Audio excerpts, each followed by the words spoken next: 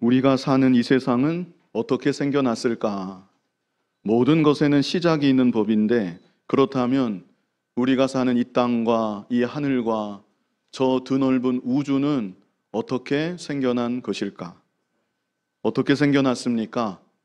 하나님이 창조하셨습니다. 그런데 과학자들에 따르면 약 138억 년 전에 작은 점이 하나 있었는데 그 점이 폭발하면서 우주가 생겨났다고 합니다. 아주 뜨겁고 밀도가 아주 높은 점 하나가 뻥 하고 터지면서 우주가 생겨났다는 것이기 때문에 이 이론을 빅뱅 이론이라고 합니다. 뱅이라는 말이 뻥 하는 소리를 뜻하는 단어입니다. 이 빅뱅 이론은 인간의 지각으로 우주를 분석하고 연구해서 정립한 현재 거의 정설처럼 받아들여지고 있는 우주의 기원에 대한 이론입니다. 그러나 이 이론이 도저히 답할 수 없는 것이 있습니다. 작은 점 하나가 폭발해서 현재의 우주가 되었다고 했는데, 그렇다면 그 점은 어디에서 왔는가? 그리고 그 점이 왜 갑자기 폭발한 것인가? 이에 대해서는 도저히 답할 수 없습니다. 그래서 우리 인간이 아무리 깊이 연구해서 어떤 결론을 얻었다 해도 그 결론은 결코 완전할 수가 없습니다. 그냥 현 시점에서 우리의 눈에 어느 정도 납득이 되도록 가설을 하나 만들어낸 것 뿐입니다. 가령 이 시대 어떤 과학자가 에덴 동산으로 가서 최초의 인간 아담의 모습을 보게 된다면 뭐라고 하겠습니까? 야, 저 사람은 태어난 지 적어도 20년 혹은 수십 년 정도 되었겠구나. 그리고 도구를 사용하고 언어를 사용하고 지능 수준이 상당한 것으로 보아서 적어도 몇백만 년 진화된 인종이겠구나. 이렇게밖에 결론 짓지 못할 것입니다. 그러나 하나님은 아담을 만드실 때 갓난아이로 만들지 않으셨습니다. 그리고 아담을 만드실 때 원숭이를 먼저 만드시고 그 원숭이에서 차츰 진화되도록 하지도 않으셨습니다. 하나님은 처음부터 아담을 완전한 사람으로 만드셨습니다. 이 우주도 마찬가지입니다. 우리 인간이 볼 때에는 적어도 이런 과정들을 거쳐서 지금의 모습이 되었겠구나, 그렇게밖에는 결론 지을 수 없겠지만, 전능하신 하나님은 처음부터 지금과 같은 모습으로 온 우주를 그리고 만물을 창조하셨던 것이고, 지금도 창조하신 그대로 하나님께서 친히 운행하고 계신 것입니다. 성경이 어떤 말씀으로 시작을 합니까? 창세기 1장 1절 다 같이 해보실까요? 태초에 하나님이 천지를 창조하시니라. 하나님이 천지 만물을 창조하셨습니다. 이 사실을 믿으시나요? 자, 그렇다면 얼마 동안 하나님이 만물을 창조하셨습니까? 며칠 동안 창조하셨죠?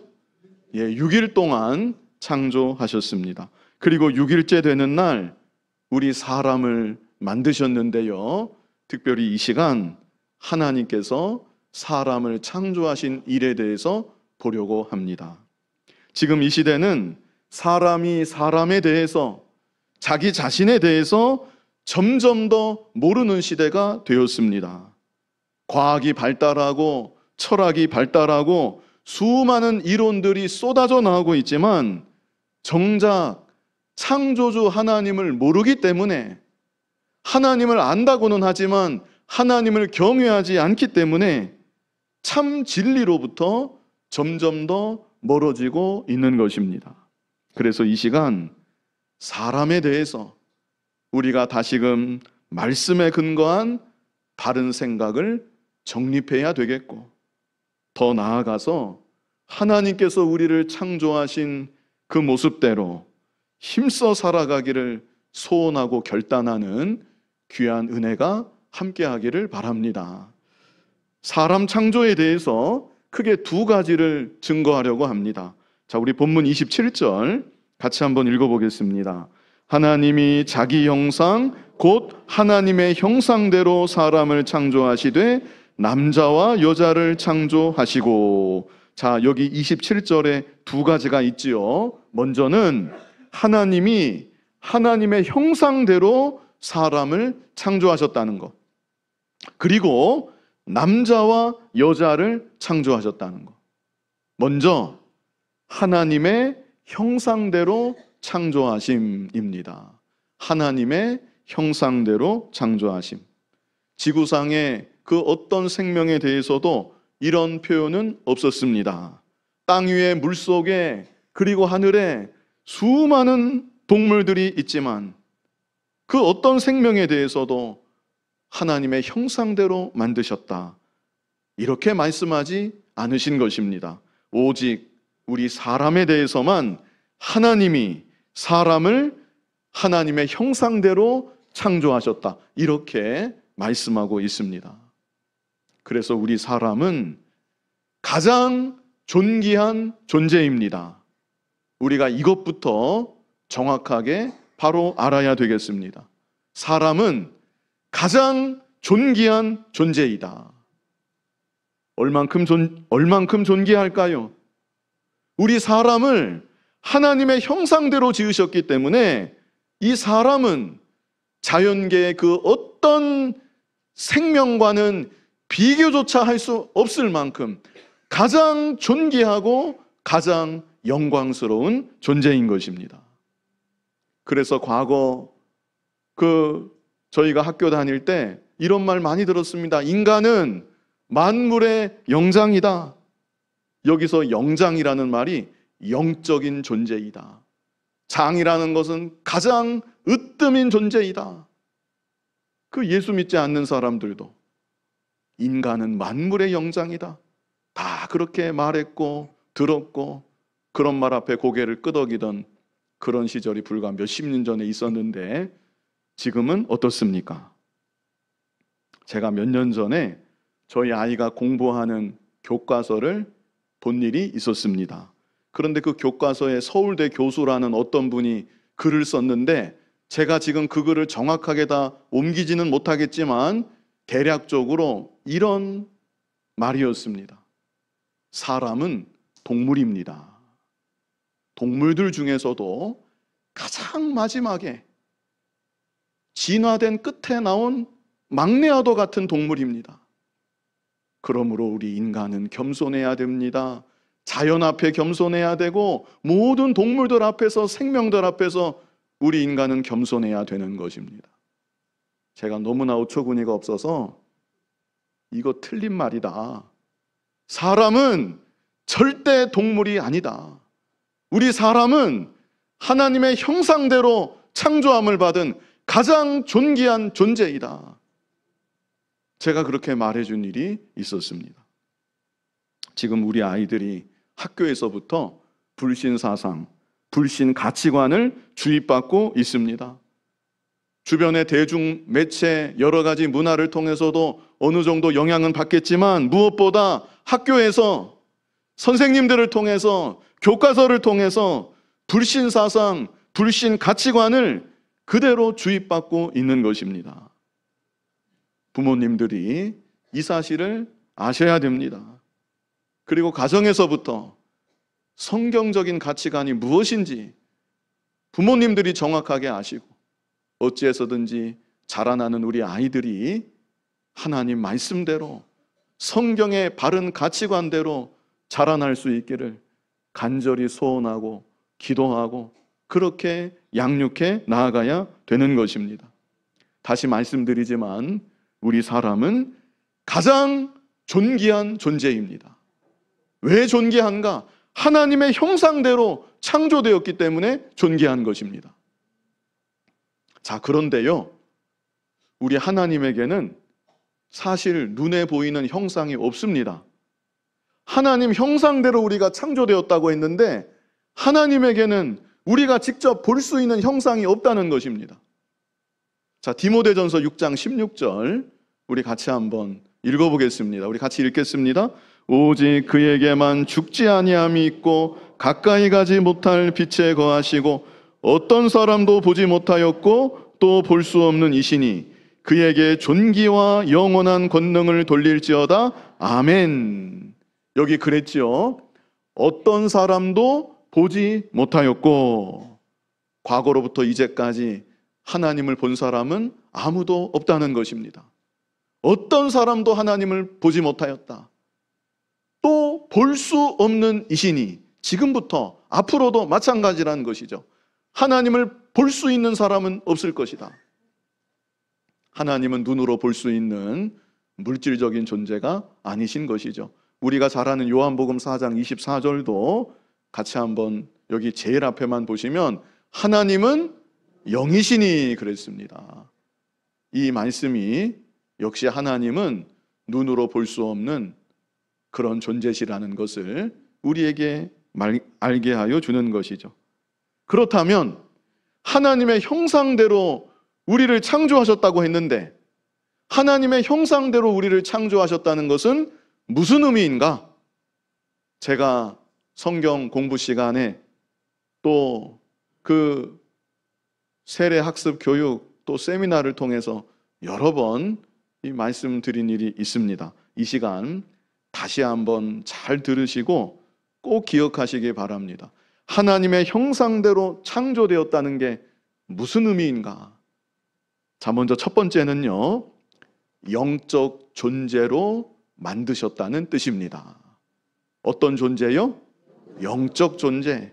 우리 사람은 영혼이 있는 영적 존재입니다.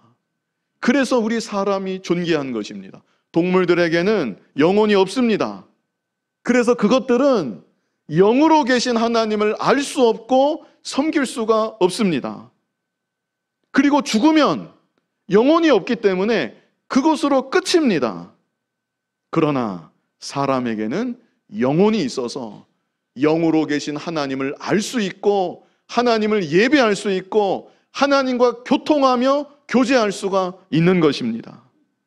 그리고 죽으면 육신은 흙으로 돌아가지만 중생한 영혼은 하나님과 함께 영원토록 안식과 복락을 누리게 되는 것입니다.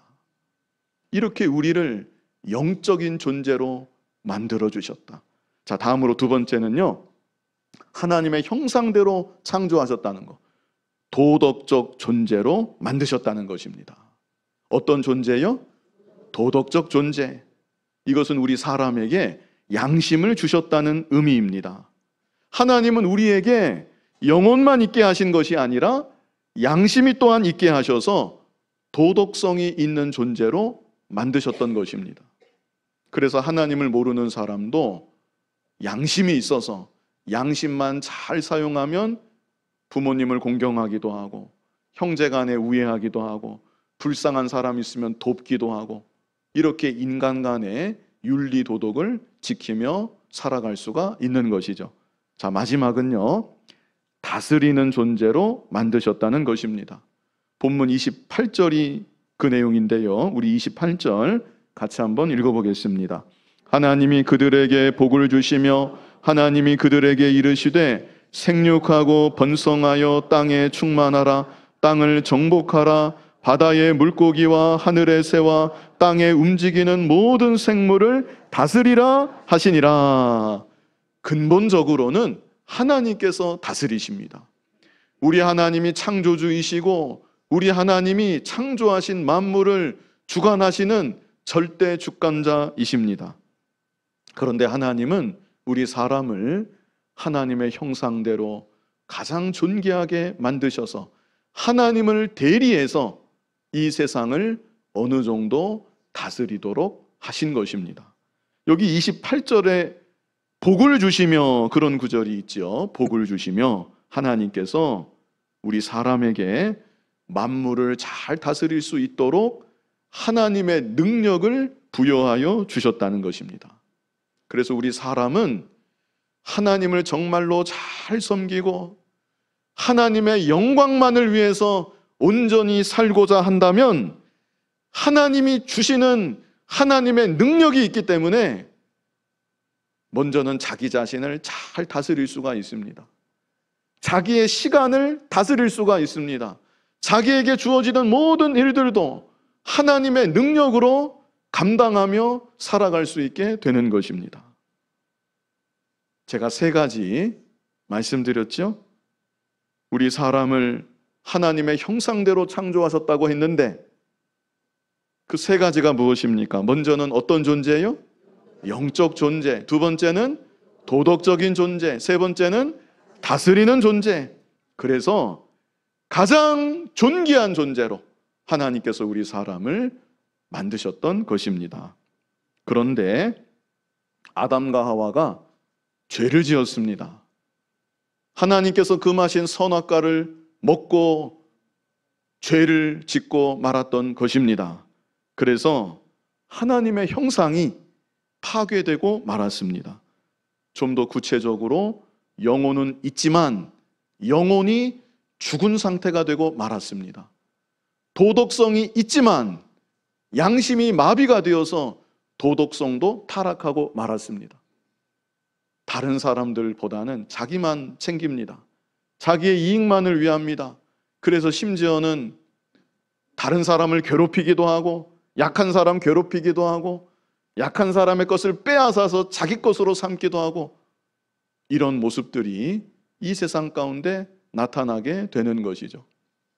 자연 만물에 대해서도 만물을 하나님의 뜻대로 잘 다스리지 못하고 인간의 욕심으로 자연을 오히려 파괴하고 자기보다 열등한 동물들을 학대하고 자기의 삶조차도 제대로 다스리지 못하는 그런 안타까운 모습이 되고 만 것입니다.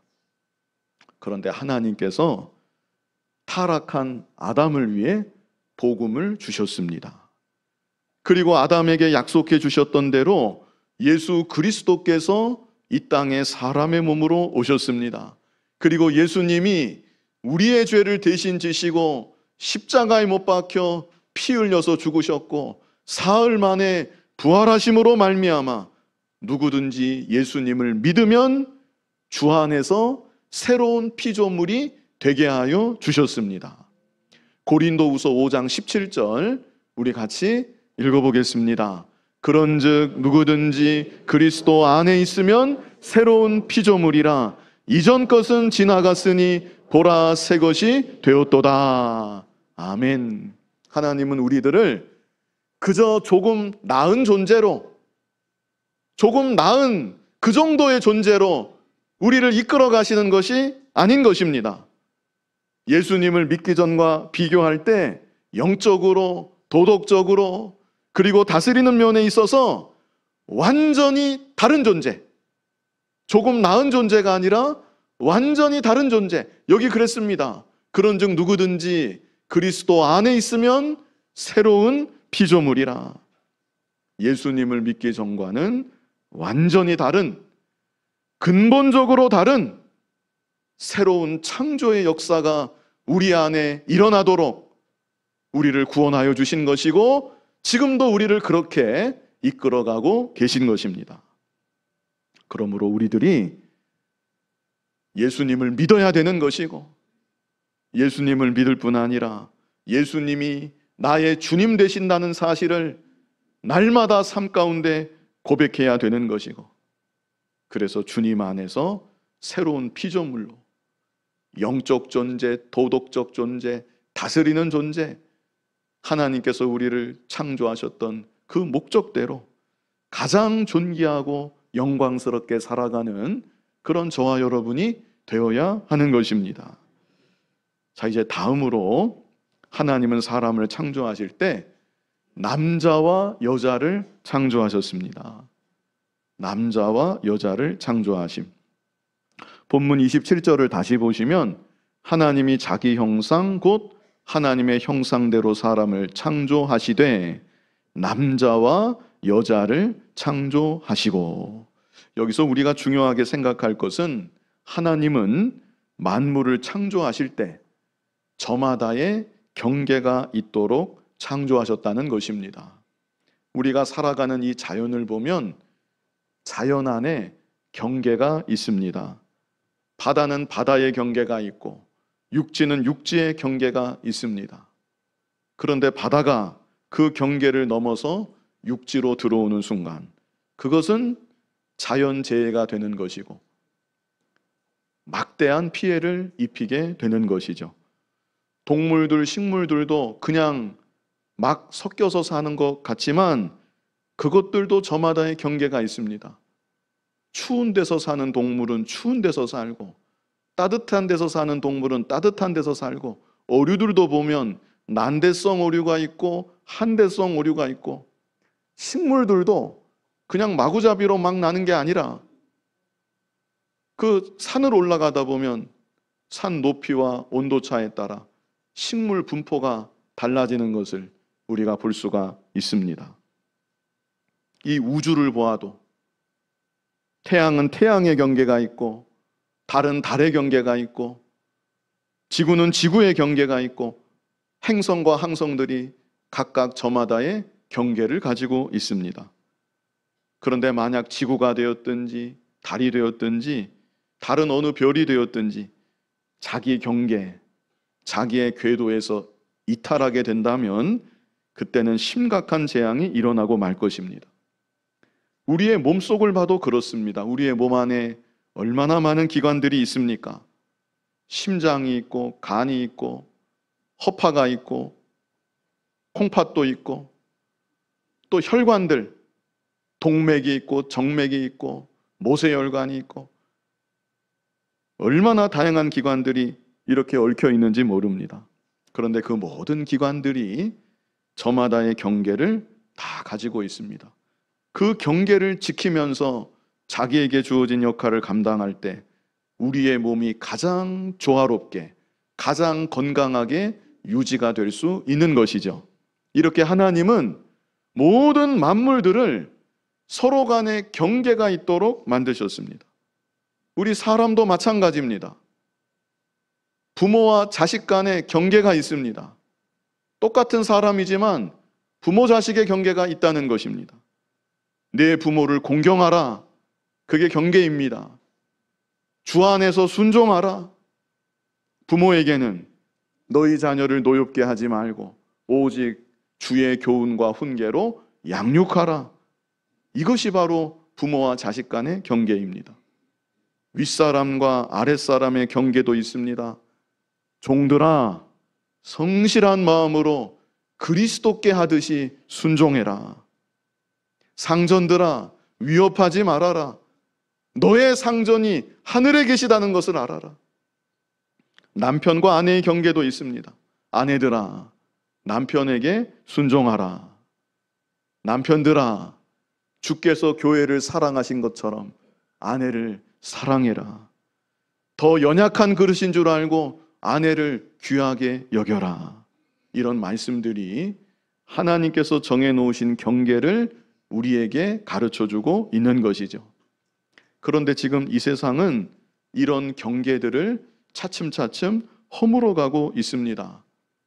그리고 그것을 평등이라고 생각하는 것입니다. 경계를 허물어뜨리는 것을 평등이라고 생각하고, 그리고 어떤 면에서는 그것이 개혁이라고 생각하기도 하는 것입니다. 그러나 우리들은 성경을 통해서 말씀하신 하나님의 뜻을 바로 알아야만 되는 것이고, 하나님께서 정해놓으신 경계를 끝까지 잘 지키며 나아가야 되는 것입니다. 경계가 경계대로 유지되는 것, 그것을 질서라고 합니다. 경계가 무너지면 그것은 무질서이고 창조의 질서가 파괴되고 마는 것입니다. 자연도 그렇고 우주도 그렇고 우리의 몸속도 그렇고 우리의 사회도 그렇고 우리의 교회도 그렇고 다 마찬가지인 것입니다. 특별히 남자와 여자를 창조하셨다고 했는데, 남자와 여자의 중요한 경계가 무엇인가? 하나님께서 정해놓으신 우리 고린도전서 11장 3절을 같이 읽어보겠습니다. 그러나 나는 너희가 알기를 원하노니 각 남자의 머리는 그리스도요 여자의 머리는 남자요 그리스도의 머리는 하나님이시라. 여기 중반부에 보시면 각 남자의 머리는 누구시라고 했습니까? 그리스도요. 여자의 머리는 남자요. 그랬습니다. 남자는 그리스도께 복종해야 되고 여자는 당연히 그리스도께 복종해야 되지만 그리스도께 복종하는 그런 남자에게 복종해야 된다. 이것을 말씀하고 있는 것이죠. 그리고 이것은 특별히 교회의 질서를 우리에게 가르쳐주고 계신 것입니다. 조금 더 넘어가서 고린도전서 14장 33절 여기 앞부분만 보시면 하나님은 무질서의 하나님이 아니시오 오직 화평의 하나님이시니라 그랬습니다. 이것은 다시 말하면 하나님은 질서의 하나님이시라는 건데 질서를 통해서 참 화평을 이루시는 하나님이시라는 의미입니다. 그 다음에는 모든 성도가 교회에서 함과 같이, 그리고 이어지는 34절 우리 같이 읽어보겠습니다. 여자는 교회에서 잠잠하라. 그들에게는 말하는 것을 허락함이 없나니 율법에 이른 것 같이 오직 복종할 것이요. 여자는 교회에서 잠잠하라 이렇게 말씀하십니다. 이것은 아무 말도 하지 말고 그냥 입 다물고 가만히 있어라 그런 의미는 아닙니다. 자, 이 구절은요 공적으로 설교하는 일을 여자에게 금하시는 구절입니다. 물론 어머니가 가정에서 아들을 가르쳐야 됩니다. 가르쳐야 되고 얼마든지 말씀으로 가르칠 수가 있습니다. 교회에서도 여자들이 주일학교를 가르칠 수 있습니다. 여전도회에서도 가르칠 수가 있습니다. 어떤 특정 계층을 대상으로 필요하면 여자도 설교할 수 있습니다. 그러나 교회 전체를 대상으로 설교하는 것은 이 말씀에 위배되는 일인 것입니다. 35절, 이어지는 35절 우리 같이 읽어보겠습니다. 만일 무엇을 배우려거든 집에서 자기 남편에게 물을지니 여자가 교회에서 말하는 것은 부끄러운 것이라. 역시 같은 맥락의 말씀이고요. 이어지는 36절로 37절 또 읽어보겠습니다. 하나님의 말씀이 너희로부터 난 것이냐 또는 너희에게만 임한 것이냐. 만일 누구든지 자기를 선지자나 혹은 신령한 자로 생각하거든 내가 너희에게 편지하는 이 글이 주의 명령인 줄 알라. 물론 여자들 중에도 말씀을 남자들보다 얼마든지 잘 가르치는 사람이 있을 수 있습니다. 여기 말씀한 대로 스스로 신령하다고 생각하는 그런 분들도 얼마든지 있을 수 있습니다. 그래서 여기 37절 다시 보시면 만일 누구든지 자기를 선지자나 혹은 신령한 자로 생각하거든 내가 너희에게 편지하는 이 글이, 그 다음에 뭐라고 했습니까? 주의 명령인 줄 알라. 이렇게 못을 받고 있습니다. 우리는 주님의 명령대로 순종해야 되는 것입니다. 아무리 그것이 효과적으로 보인다 할지라도, 사회 전반의 분위기가 그렇게 흘러가고 있다 할지라도, 다수의 사람들이 그 일을 간절히 원한다고 할지라도 교회는 주님의 명령대로만 순종해야 되는 것입니다. 자, 그런데 지금 제가 말씀드리는 이 부분은 1단계라고 할 수 있고요. 사실 이 단계를, 이 경계를 이미 넘어서서 더 심각한 문제가 있는데 그것은 동성애의 문제입니다. 지금 영미권의 교회들 중에는 동성애자를 목사로 세우는 교회들이 꽤 있습니다.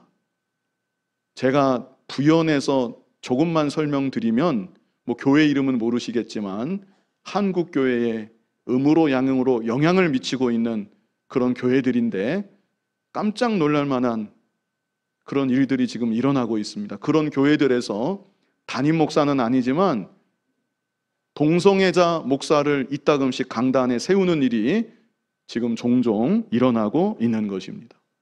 먼저는 경계를 살짝 넘어서 여자를 목사로 세우는 일이 일어났었고, 이미 일어났었고, 불과 얼마 지나지 않았는데 이제는 동성애자까지 목사로 세우는 일이 지금 실제로 일어나고 있는 것입니다. 얼핏 보면 그 두 가지가 무슨 상관이냐 하실지 모르겠는데 이 두 가지가 서로 긴밀하게 연결이 됩니다. 사실 성경을 보면 여자 목사를 세울 정당한 근거는 없습니다. 저는 지금 시간 관계상 고린도전서 14장 이 부분만 읽어드렸는데 신약 성경 곳곳에 이 구절을 뒷받침하는 구절들이 또 많이 있습니다. 그런데 그럼에도 왜 세웠는가? 사회 분위기를 따라 세운 것입니다. 다수가 원하니까, 대중이 그것을 원하니까 세운 것이고, 진리를 따라 세운 것이 아니라 실용적인 목적으로 인간의 관점에 따라 여자 목사를 세운 것입니다. 그러다 보니 세월이 조금 더 흘러가니까 그러면 동성애자는 왜 안 되는 것입니까? 동성애자가 점점 더 많아지고 있는데 저들의 영혼은 누가 인도하는 것입니까? 이런 물음이 생기게 되는 것이죠. 지금 우리 입장에서야 아니 동성애자는 죄 지은 사람 아닙니까? 우리는 이렇게 반박하겠지만 그러면 이미 이 상태에서 진행된 그런 사회 분위기를 갖고 있는 사람들 측에서는 당신은 죄 안 졌습니까? 당신은 죄 안 져서 신학교 갔고, 당신은 죄가 없어서 목사가 됐고, 당신은 죄가 없어서 지난주일에도 설교했습니까? 예수님은 마음으로 음욕만 품어도 간음했다고 했는데 당신은 간음한 일 없습니까? 저 동성애자 하는 목사, 저 동성애자 한 사람이 당신보다 성적으로 불결하다는 그런 근거가 어디에 있습니까? 저 사람 마음이 당신보다 더 깨끗할지 모릅니다. 그런데 저 사람 사생활도 모르면서 한 가지만 가지고 정죄하는 것이 그게 믿음입니까? 이런 식으로 들어오는 겁니다. 막을 길이 없습니다. 사회 분위기가 점점 그렇게 형성되고 아무 거부감이 없어지기 때문에 불과 몇십 년 전만 해도 여자 목사 거부감이 상당했거든요. 아무 거부감이 없습니다. 동성애도 동성애자 목사도 그렇게 교회에서 이제 앞으로 세워지게 되는 것이죠. 그러므로 우리에게 필요한 것은 성경의 근거에서 이것은 옳지 않습니다. 여자 목사 문제부터 저도 여자분들 중에 남자보다 훨씬 더 신실한 분들이 있다는 거 압니다. 여자분들 중에 설교하면 남자가 하는 것보다 은혜 받는 교인들이 더 많을 수도 있다는 걸 저도 압니다. 지금 당장 여자 목사들 많아지면 교회 비리도 많이 해결될 것 같고 교인들도 좋아할 것 같고 교회도 더 부흥할 것 같습니다. 하지만 성경이 이렇게 여자 목사를 금하고 있지 않습니까? 그러므로 세울 수가 없습니다. 이렇게 나아가야 되는 것이죠. 그래야 그 다음도 막을 수가 있는 것입니다. 그런데 교회가 하나님께서 정해놓으신 경계를 슬쩍 넘어가기 시작하면 그 이후로 더 큰 죄의 공격을 막아낼 길이 없는 것입니다. 세우는 거는 어렵지만 무너지는 거는 순간입니다. 뚝이 균열이 가서 무너지는 것처럼 삽시간에 허물어져서 다 들어오고 마는 것이죠. 실제 지금 이 시대에 동성애의 분위기가 우리 생활 속에, 가치관 속에 상당 부분 잠식해서 들어오고 있습니다. 영화, 드라마, 심지어 아이들이 보는 청소년 드라마, 디즈니 만화까지 동성애 코드가 얼마나 자주자주 등장하는지 모릅니다. 그래서 지금 우리 아이들은 기성세대가 경험하지 못했던 전혀 다른 세상에서 살아가고 있습니다.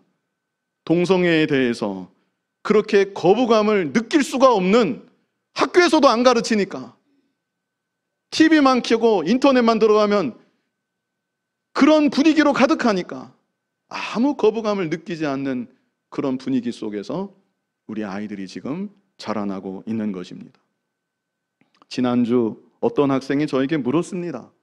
성경에 근거하지 않고 동성애가 문제가 있다는 것을 제가 어떻게 말할 수가 있겠습니까?